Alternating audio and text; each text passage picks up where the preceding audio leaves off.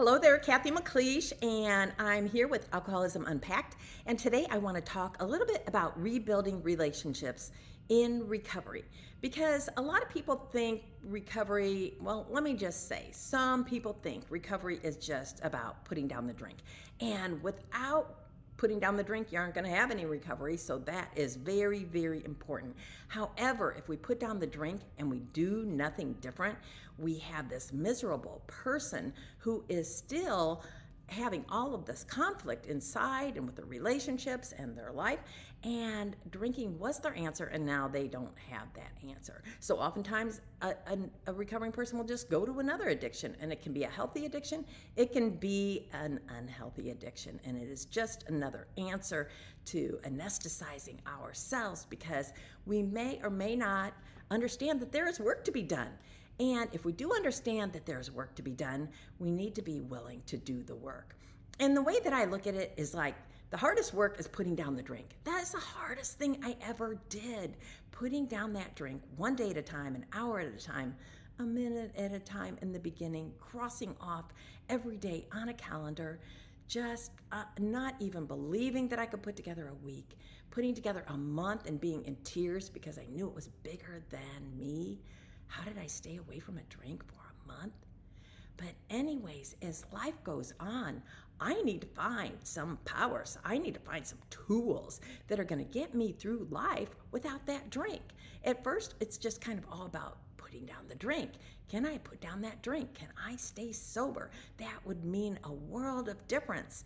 And it does if we try to dig in and do the work to understand why drinking, drugging, food, pornography, gambling, why those things are our answer. There is a little bit of work to be done. So in recovery, you can do that work a lot of different ways. I am not going to claim to know this one way to do that work. There is not one way. You can do it with a therapist, a doctor, a group of people, some kind of program, going through a book study. You can go into a 12-step program and work the 12 steps. That is highly recommended because it has such a great success rate.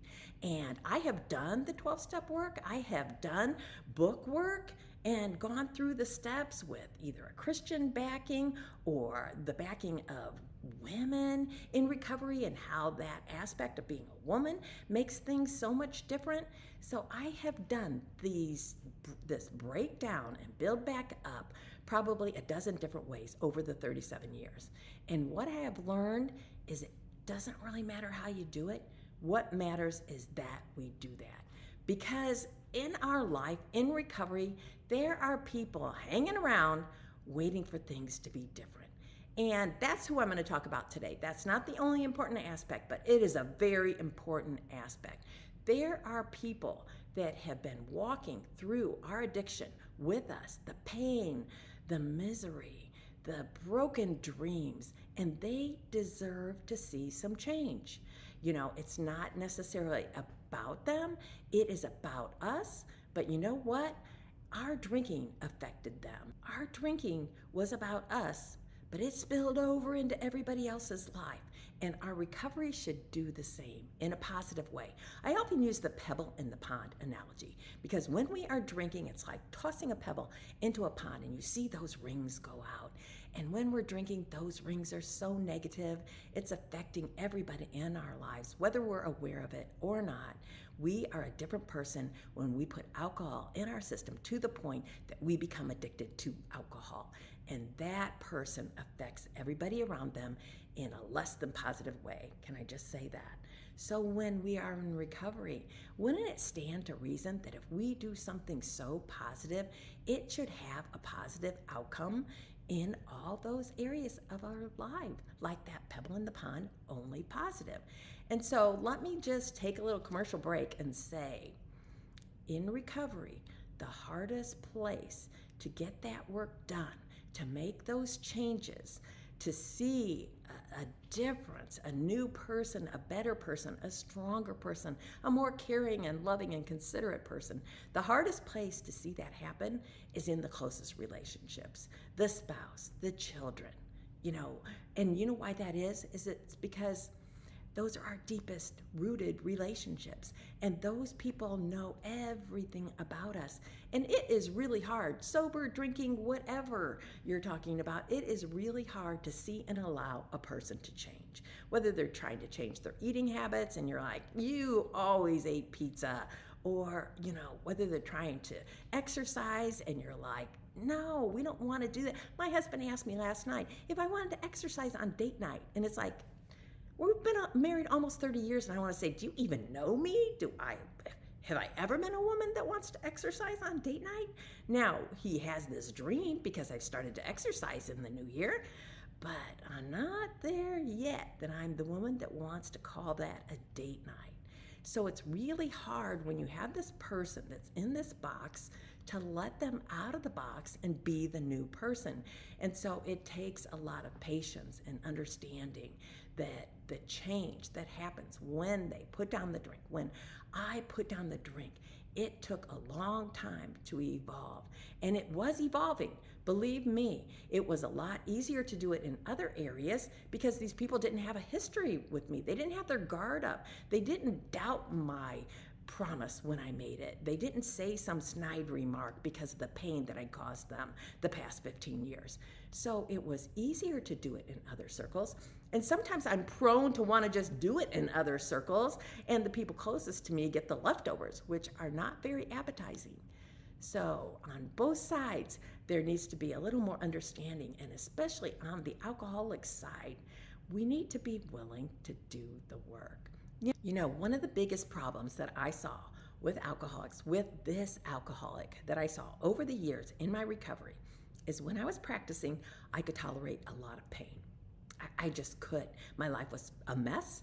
My relationships were a mess, and I could tolerate a lot of pain. Granted, I was anesthetizing myself, but I really could stand a lot of pain. Now, in recovery, things get better. They get better rather quickly in a lot of, really understandable ways because I'm not drinking, and so it's not affecting all these areas of my life. So things get better, and as an alcoholic, I can settle for better. It can be so much better in 6 months that as an alcoholic, I can say, I think I could stay here. I think I could live here. I think this is enough. I think Cathy is just like almost damn perfect. But I still have so far to go. I have scratched the surface, and I use the analogy of the whole human body. I have filled up this much of what is possible for me in recovery in the first 6 months. And if I stop there, you know how much I cheat myself out of? I cheat myself out of filling up what is comparable to the rest of my whole human body. And that is what is out there for us if we keep doing the work. So as a recovering alcoholic, what I need to think about, if I'm going to think about anything, is how much pain I put up with when I was drinking. And I think I can trudge through a little bit of pain to keep moving forward to get what is on the other side. And you know what? I deserve it, and the people that have been in my life deserve it.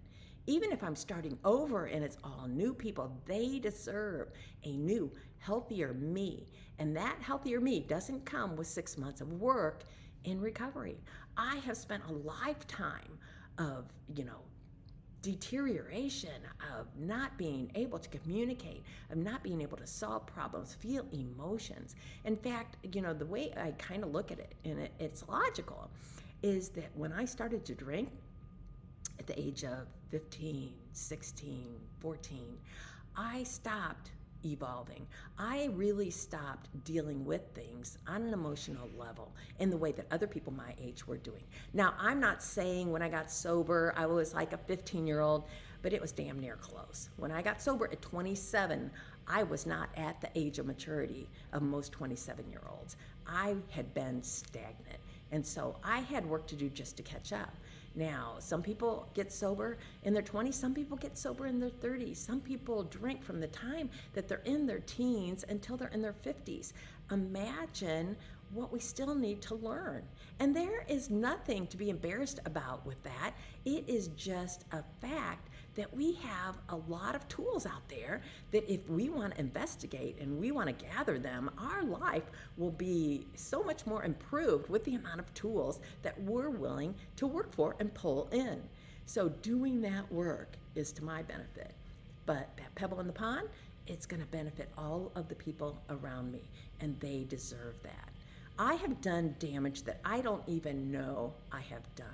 And in the process of that recovery, I break down situations. I break down relationships.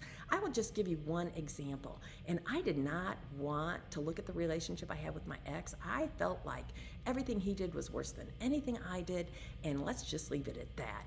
And when I actually did that work, because the person that mentored me said, you are not going to break through to be the person you're supposed to be until you get honest about all these areas of your life. You are going to do this work if you're going to work with me. So I did that work, and I learned some things about that relationship that I never would have seen any other way. I learned that that person had these gifts and desires for their life, and they didn't fit the mold of what I wanted for a spouse. And so I pushed and pulled to change that person. And they wanted to be in a band, and they wanted to study music. And, my thought was, hey, you got 4 kids. That dream is gone now. Get with it and get a normal job. Well, I may have been right logically, but you know what? When I pushed and pulled and forced through my ugliness, not through sweet inspiration, when I made it impossible for that person to follow that dream and pulled him over into this, occupation, I didn't even like the person in the way that I had wanted them to be. I thought I knew what was best for them, and when I maneuvered and manipulated their lives so that they were where I thought they should be, I didn't even appreciate it. So I had a lot of work to do to understand the real truth about my relationships, about what I did and how it affected other people. And sometimes it was the void, it was what I didn't do and how that affected other people.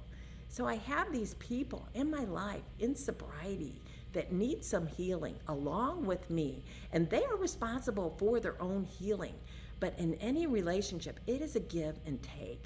And I can heal myself, and you can heal yourself, but then there is a healing that we have to do together in order to rebuild that relationship. And that is what that work is about. In our drinking, we had these relationships, and what we did is it's like we took dynamite and we blew up that bridge. And in recovery, we have the opportunity, we have the tools, we have wise people that have walked before us that know about recovery, know about healing, and we can rebuild those bridges. Are they going to be perfect? Not necessarily so. Sometimes they're better than they ever would have been. But whatever we end up with, the important thing is that we do the work. We deserve that process, and the people in our lives deserve that process. So I'm going to do a few more videos about relationships, because from both sides there is so much to uncover and discover about the damage and the healing process.